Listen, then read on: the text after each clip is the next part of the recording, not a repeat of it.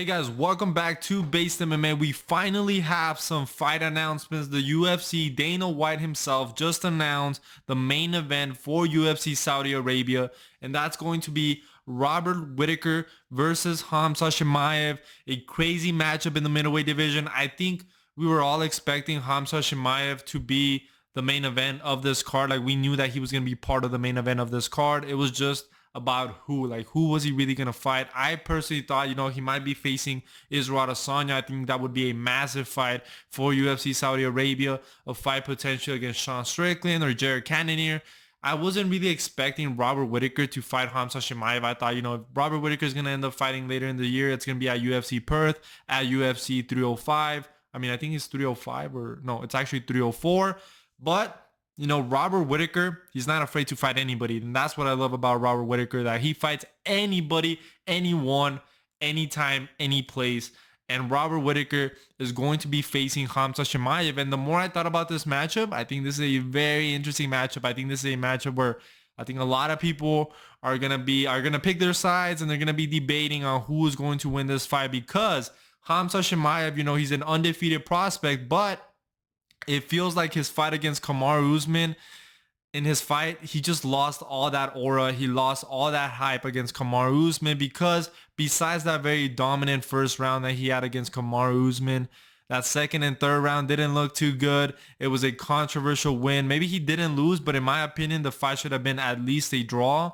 So the fact that Robert Whittaker is facing Khamzat Chimaev, I think this is a pretty good test for Khamzat Chimaev, because I think on paper it's kind of a bad matchup for Robert Whittaker, just in the sense that, Khamzat Chimaev has finishing threat. He could submit you on the ground, and he also has knockout power. And Robert Whittaker, he outclasses you, but he's not a guy that's knocking you out. I don't want to say that guy has pillow punches, but he's definitely not one of the hardest hitters in the middleweight division. He's a very technical, very slick striker, but he's not a guy that's hurting you on the feet. So that's why this fight is very dangerous, because Robert Whittaker almost needs to be perfect for 5 rounds, even though we've seen Khamzat Chimaev gas out. So what ends up happening with Khamzat Chimaev starts to gas out in the fight, and Robert Whittaker starts to piece him up. I mean, he might just be able to get a very dominant decision over Khamzat Chimaev, which is going to tell us even more about Khamzat Chimaev. So I really want to see Khamzat Chimaev in a 5-round setting. And if he's able to beat Robert Whittaker, knock him out and submit him, in my opinion, it really cements his title shot. So I think this is brilliant matchmaking from the UFC. I really love this matchup.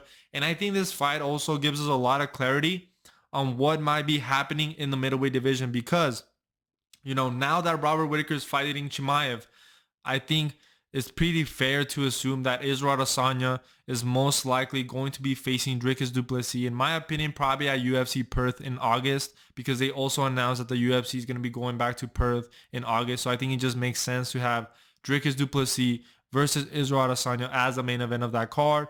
And where does this leave Sean Strickland, man? Because Sean Strickland is coming off a very close fight where a lot of people thought he won against Dricus du Plessis, and the fact that he's not considered for a number 1 contender fight is a little bit slimy, in my opinion. I feel like they're doing Sean Strickland kind of dirty, because, bro, like, he arguably lost that fight against Dricus du Plessis. In my opinion, that fight needs to be run back, in my opinion. I know that Israel Adesanya is a bigger star, but I mean, Israel Adesanya already had his title shot opportunities. He lost against Sean Strickland. He lost against Alex Pereira. He was granted that title shot because he was a very dominant middleweight champion. But now he lost against Sean Strickland. The fact that he takes time off and all of a sudden he could go right into a number 1 a title shot is pretty crazy to me. But I understand the sport.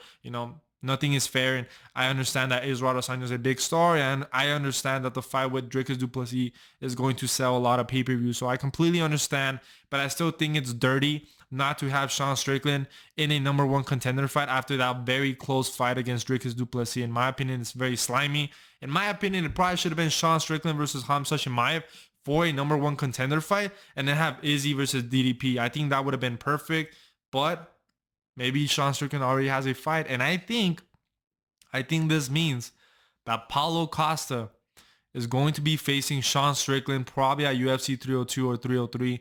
That is my prediction. I have no source. Trust me, bro. I think Paulo Costa is going to be facing Sean Strickland. And I also think that Jared Cannonier might be fighting Imavov. I think that would be the matchup to make because Dolidze, I mean, he's already fighting Anthony Hernandez. So great matchmaking. I think this gives us a lot of clarity on what might be happening next in the middleweight division. Now let's talk about the fight itself. Like I said, obviously Khamzat Chimaev, he's gonna look there to grapple, and Robert Whittaker hasn't necessarily faced a grappler to the level of Khamzat Chimaev, but we've seen that, Khamzat Chimaev doesn't have the best cardio, that he was looking a bit hesitant in that fight against Kamaru Usman on the feet, but, a lot of people attributed that to his injury in the first round. So maybe, Khamzat Chimaev is able to prove us wrong and shows a bit of his striking, a bit of his power, but obviously Robert Whittaker is going to be the more technical, more slick striker on the feet, but he just doesn't have the power. He doesn't have the finishing ability, which makes it a very, very dangerous fight for Robert Whittaker, which I absolutely love this fight. And honestly, guys, I can't really make a prediction right now because I still have to think about this fight. I have to go back and rewatch some tape because I could see Chimaev winning. I think this is kind of a winnable fight for Chimaev. Call me crazy. I know Robert Whittaker is coming off that very impressive win over Paulo Costa, where he looked very slick on the feet, even though he was coming off that loss to Dricus du Plessis. But the fact that he has no finishing threat against Chimaev makes it a very good fight, in my opinion. Makes it a very good fight. And that's not the only fight they announced for UFC Saudi Arabia. They also announced the co-main event being Sergey Pavlovich versus Alexander Volkov. And before I even talk about this matchup, Ciryl Gane, I absolutely hate you. I know for a fact that Ciryl Gane ducked this fight against Pavlovich. I know this fucking SpongeBob teeth looking ass motherfucker was scared of Sergey Pavlovich. And Ciryl Gane is the most entitled fighter in the UFC. The fact that he's 0-2 in title shots, the fact that he blew his load against John Jones in the first minute because he's such a fanboy and got submitted in the first round, and the fact that he could, he beats a fat heavyweight like Sergey Spivak and thinks he should fight for the title next or be in the title picture after a very embarrassing loss to John Jones is absolutely pathetic. I absolutely hate Ciryl Gane, and I know what he's doing. He's waiting to fight at UFC Paris so he could fight Marcin Tybura. And what do you think he's gonna do after he beats Marcin Tybura? I deserve a title shot. Title shot next. Fuck you, Ciryl Gane. Fucking hate you, man. I really do not like Ciryl Gane. He ducks Sergey Pavlovich. He should be disrespected. And I'm the number one Ciryl Gane hater. Based MMA is the number one Ciryl Gane hater. I absolutely hate this guy. So now that I got that rant out of the way, Sergey Pavlovich versus Alexander Volkov, two chats. I absolutely love this fight. I think Sergey Pavlovich is still the real deal at heavyweight. I know he's coming off that loss against Tom Aspinall. I know he lost a bit of his aura, but I still think Sergey Pavlovich has great boxing. He's very rangy. And I think a fight against Volkov is going to be very interesting because we've seen Volkov now become more of a mixed martial artist where he was able to out-grapple Tai Tuivasa. So it's going to be interesting to see if Volkov maybe attempts a takedown against Sergey Pavlovich and how that fight looks on the feet. But I think right now, I'd probably give the edge to Sergey Pavlovich just based on the power in the boxing. But I think that's a great fight to have at UFC Saudi Arabia as a co-main event. So I absolutely love this card. I mean, I wish we had more fight nights like this. I understand that, we can't have a star-studded fight night every weekend. It's just not realistic. But I absolutely love this card. We also had an announcement between a fight between Kelvin Gastelum and Daniel Rodriguez. I think that's a very great fight for Kelvin Gastelum. I know he's coming off that loss against Sean Brady where he was dominated for 3 rounds and submitted. He was submitted in the second or third, I believe. Actually, I watched that fight live. So yeah, he got dominated pretty bad. And I think this is a good comeback fight against Daniel Rodriguez, who is also, doesn't have the most momentum right now. So I think it's a very winnable fight for Kelvin Gastelum. It's a fight that's going to be playing on the feet. So I absolutely love that matchup for Kelvin Gastelum. And I probably would pick him to win that fight. I think it's a great fight for UFC Saudi Arabia. They also announced Johnny Walker versus Ozdemir.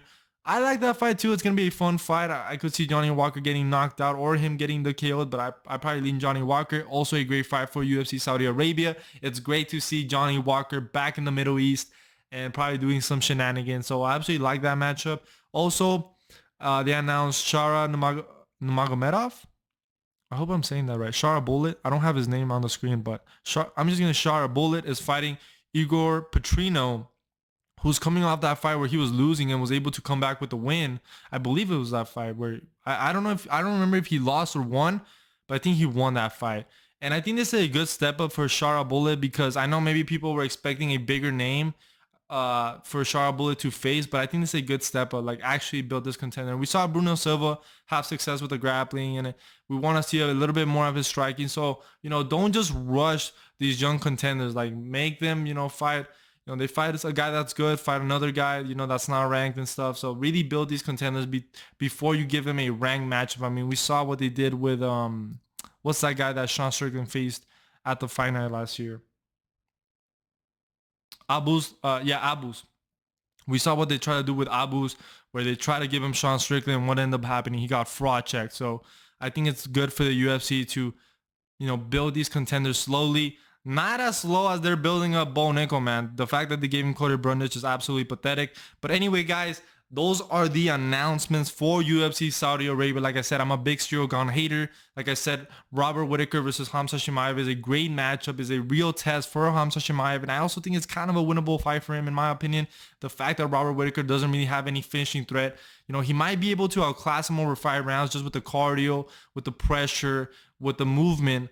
But, you know, Chimaev definitely has that potential to finish Robert Whittaker, especially if he really goes ready into this fight, you know what I'm saying? Because I feel like with all the shenanigans in Khamzat Chimaev's personal life, the fact that, you know, he's dealing with health issues, the fact that he's had visa issues, the fact that he's been inactive, you know, he fought Kamaru Usman, and prior to that, he hadn't fought for over a year, and, you know, he fought Kevin Holland. So I feel like, you know, this is good for Khamzat Chimaev to really start to build some momentum again in his career and maybe really get that hype back. So if he gets a really good win over Robert Whittaker, he's going to be fighting for the title, and I think that's very exciting. And if he loses to Robert Whittaker, then I also think that's going to say a lot about him. So I think this is great matchmaking in the middleweight division. Like I said, I think it shows a lot of clarity, and I hope we get more fight announcements, guys. Please let me know down your thoughts in the comments below. Please make sure to like and subscribe. I want to hit 3,000 subscribers by UFC 300. So if you enjoy my videos, and even if you don't enjoy my videos and you just hate watching, please hit the subscribe button, and I'll see you guys in the next one.